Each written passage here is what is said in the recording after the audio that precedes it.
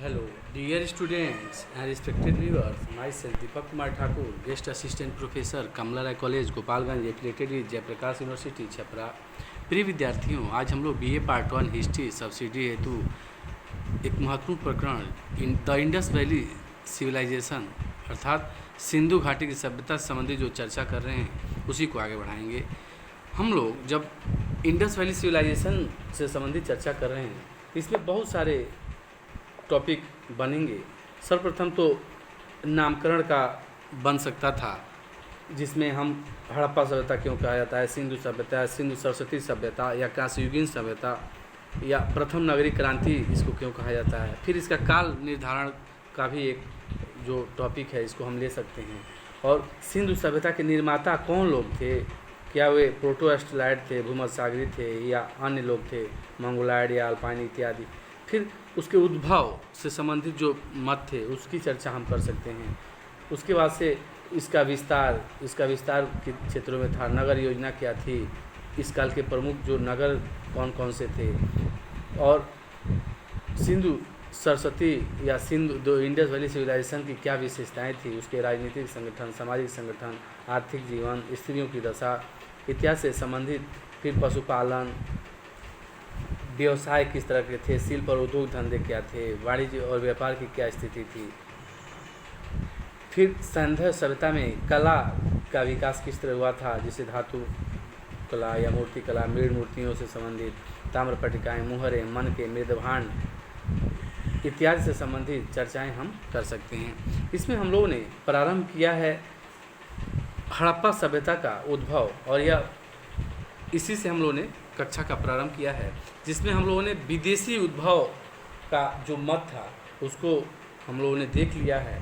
आज हम लोग देसी जो मत है जो हड़प्पा सभ्यता के उद्भव से संबंधित जो देसी मत है इसमें हम इसकी चर्चा करेंगे और देखते हैं कि हड़प्पा सभ्यता के उद्भव की व्याख्या में द्रविड़ एवं वैदिक आर्यों के योगदान की भी बात की गई है। एक मत के अनुसार ऐसा कहा गया है कि द्रविड़ लोगों ने हड़प्पा सभ्यता जैसे एक उन्नत सभ्यता की नींव डाली। इस मत के पक्ष में निम्नलिखित बातें कही गई। द्रविड़ तथा हड़प्पाई दोनों लोग शिव एवं मातृ देवी की उपासना करते थे और उनकी उपासना में स्नान का विशेष महत्व था। दूसरे, द्रविड़ भूमध्यसागरी नस्ल से संबंध थे और वहीं हड़प्पाई जनसंख्या में भी सबसे बड़ा योगदान भूमध्यसागरी नस्ल का था। इस आधार पर भी यह प्रमाणित करने का प्रयास किया गया है कि द्रविड़ों ने ही हड़प्पा सभ्यता को स्थापित किया, परंतु विश्लेषण करने पर हम इस मत की सीमा को देखते हैं और जब इस मत का विश्लेषण करते हैं तो इससे हम सर्वप्रथम एक तथ्य यही देखते हैं कि हड़प्पा सभ्यता और द्रविड़ सभ्यता के स्वरूप में ही अंतर था। हड़प्पा सभ्यता जहाँ नगरीय सभ्यता थी वहीं द्रविड़ सभ्यता ग्रामीण सभ्यता थी। इस प्रकार इस एक दृष्टिकोण के अनुसार वैदिक आर्यों को भी हड़प्पा सभ्यता का संस्थापक करार देने का प्रयास किया गया है और इस मत के पक्ष में ऐसा कहा गया है कि वैदिक आर्यों का मूल निवास स्थान सब सैंदर क्षेत्र था। दूसरी तरफ हड़प्पा सभ्यता का केंद्र भी यही शब्द सैंदर क्षेत्र रहा। इधर हाल में ही इस मत को स्थापित करने का प्रयास किया गया है और इसके पक्ष में एक मुहर प्रस्तुत की गई है जिस पर घोड़े के चित्र है, किंतु यह साक्ष्य स्पष्ट नहीं है, अतः यह तर्कसंगत एवं विश्वसनीय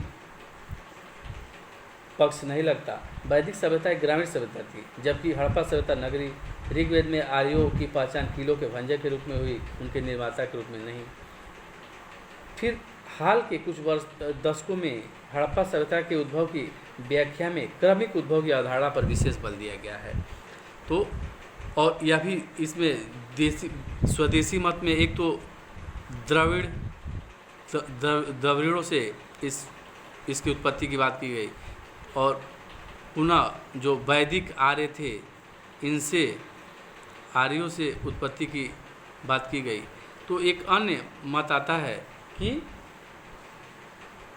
जो स्थानीय तत्व थे, जो छोटी छोटी संस्कृतियाँ थी, जो जिससे क्रमिक रूप से इस सभ्यता का उद्भव हुआ, उस पर हम अगर चर्चा करें तो इसका वर्णन करते हुए हम देख सकते हैं कि इसमें हड़प्पा सभ्यता का उद्भव का आधार पंजाब, राजस्थान, सिंध, बलूचिस्तान आदि क्षेत्र में फैली हुई ग्रामीण संस्कृतियों ने तैयार कर दिया। लगभग ईसापुर 6000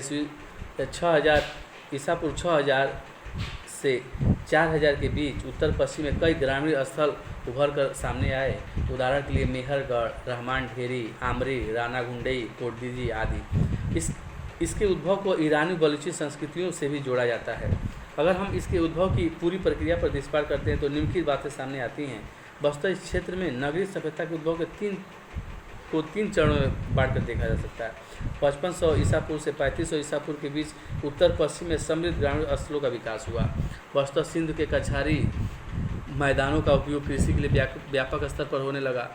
सिंधु नदी के आसपास के क्षेत्र में रहने वाले लोगों ने बाढ़ पर नियंत्रण करना सीख लिया और वे बाढ़ के पानी निकल जाने के बाद नवंबर में फसलों की बुआई करते थे। फिर बाढ़ के पानी के चढ़ने से पूर्व ही अप्रैल में फसलों की कटाई कर लेते थे। चूँकि बाढ़ के कारण सिंधु के कछारी मैदान में जो उपजाऊ जलोढ़ मिट्टी आती थी उससे उपज की दर ऊँची थी। फिर लोगों ने आसपास की खदानों का उपयोग करना सीख लिया, अतः उपकरणों का निर्माण आरंभ हुआ और इसका स्वाभाविक परिणाम था कि अधिशेष की बचत। और इस अधिशेष की बचत से हम देखते हैं कि इस क्षेत्र में मुंडीगढ़, बलूचिस्तान, मेहरगढ़, किली, गुल मोहम्मद, पंजाब में जरीपुर जैसे समृद्ध गाँव बस गए।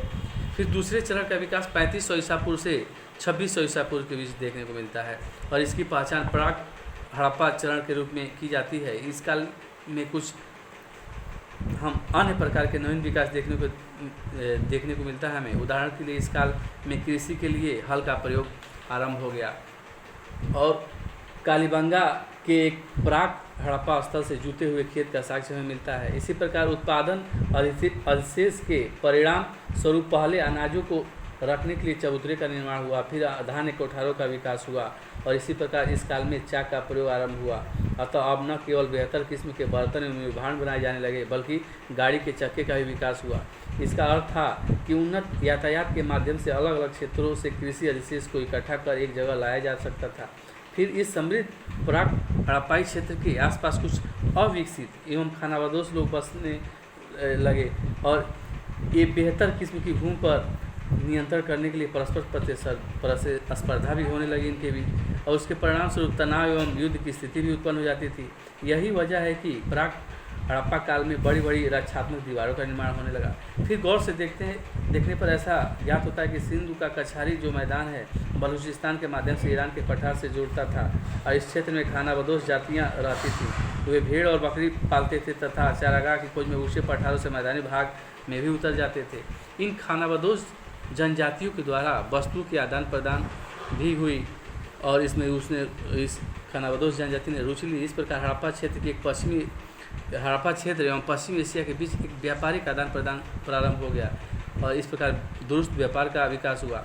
इन परिवर्तनों के क्रम में तकनीकी एवं वैचारिक एकीकरण की प्रक्रिया को भी प्रोत्साहन मिला होगा। फिर हड़प्पाई लोगों ने कुछ ऐसे प्रतीकों का विकास कर लिया जो उन्हें पूर्ववर्ती तथा परवर्ती संस्कृति से अलग करते हैं। इस एकीकरण की प्रक्रिया में एक क्षेत्र के शिल्पी एवं शिल्पियों के एक बड़े समूह के अंग बन गए, जो शिल्पी थे एक शिल्पियों के बड़े समूह के अंग बन गए तथा एक क्षेत्र के पुरोहितों के एक बड़े समुदाय के अंग बन गए। इसके अतिरिक्त जब प्राक हड़प्पा ग्रामीण संस्कृति हड़प्पाई नगरीय संस्कृति में ढल रही थी तो मेसोपोटामियाई तत्वों का भी प्रभाव रहा होगा, किंतु यह प्रभाव पारस्परिक व्यापार एवं सांस्कृतिक आदान प्रदान के माध्यम से संभव हुआ होगा। इस प्रकार हड़प्पा सभ्यता का उद्भव का एक क्रमिक विकास की प्रक्रिया का परिणाम था और जिसे हम सिद्ध कर सकते हैं। इस तरह जो हड़प्पा सभ्यता का उद्भव है वह विदेशी मत से उभर के स्वदेशी मत होते हुए और क्रमिक विकास की प्रक्रिया के रूप में इसका हम वर्णन कर सकते हैं। और क्रमिक विकास में जो आसपास की संस्कृतियाँ थी, कुल्लू, नाल और अन्य संस्कृतियाँ थीं जो बलूचिस्तान, राजस्थान और सिंध, पंजाब इत्यादि के क्षेत्रों में पुष्पित और पल्लवित हो रही थी, उन्हीं के विकसित स्वरूप को ही हम आगे हड़प्पा के नगरीय स्वरूप के रूप में विकसित होते हुए पाते हैं।